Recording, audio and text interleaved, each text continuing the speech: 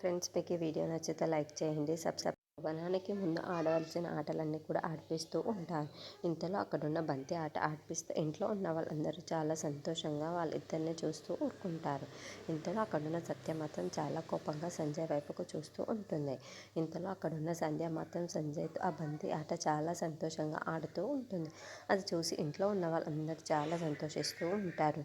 ఇంతలో అక్కడున్న సంధ్య మాత్రం బాల్ వేయబోయి క్రిష్ చేతిలోకి వెళ్తూ ఉంటుంది. అది చూడగానే అక్కడున్న సంధ్య మాత్రం సారీ బావ గారు, నేను సంజయ్కి వేయబోయి నీకు వేసేసాను అని చెప్పేసి అంటూ ఉంటుంది.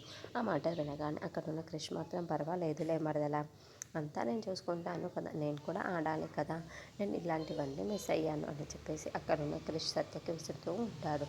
అది చూడగానే అక్కడున్న సత్య మాత్రం చాలా కోపంగా ఆ బంతిని విసిరేస్తూ ఉంటుంది. ఇంతలో అక్కడున్న సంధ్య ఒక్కసారిగా, ఏంటక్క, అమ్మ నాన్నల్ని నాకు దూరం చేశావు, ఇప్పుడు ఈ సంతోషాన్ని కూడా నన్ను దూరం చేయాలనుకుంటున్నావా, ఎందుకక్క నన్ను ఇంత బాధ పెడుతున్నావు అని చెప్పేసి అంటూ ఉంటుంది.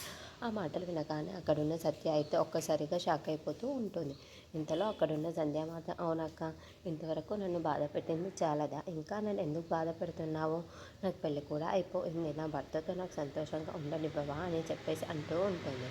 ఇంతలో అక్కడున్న సంధ్య మాత్రం సత్య వైపుకు చూసి, నీ చెల్లిని నీకే ఆ విధంగా వాడుతున్నాను చూడు, ఇప్పుడు నేనంటే ఏంటో చూపిస్తాను, నీ చెల్లికి ఎలాంటి ఇబ్బంది పెడతానో నువ్వే నీ కళ్ళారా చూస్తావు కదా అని చెప్పేసి సత్యతో సైలెంట్గా వచ్చి చెబుతూ ఉంటాడు. ఆ మాటలు వినగానే అక్కడున్న సత్య అయితే చాలా బాధపడుతూ ఉంటుంది.